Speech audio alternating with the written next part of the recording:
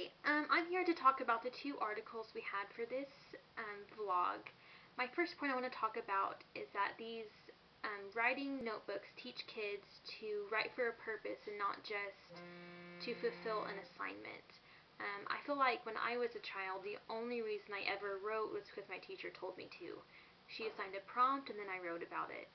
And I feel that if I would have had a writer's notebook, I could have jotted down ideas or memories or social issues, and I could have actually written prompts about it and found things a lot more interesting.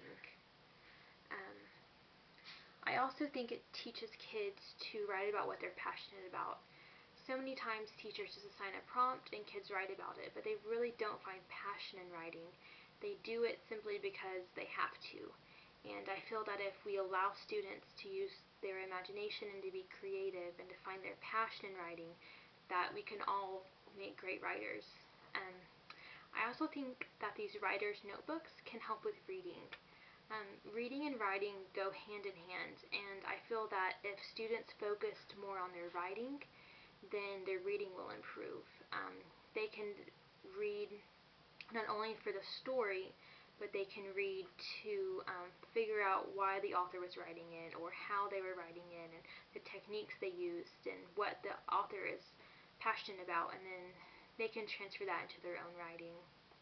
I also think that these writers' notebooks can spark social issues for children. Most children don't really know what social issues are because they don't realize that they deal with them as well. But if you really teach kids to take a look around them and to jot down notes about how they're feeling during certain situations or things like that, then it'll really spark an interest socially, and they can find something they're passionate about, a cause that they can get involved in.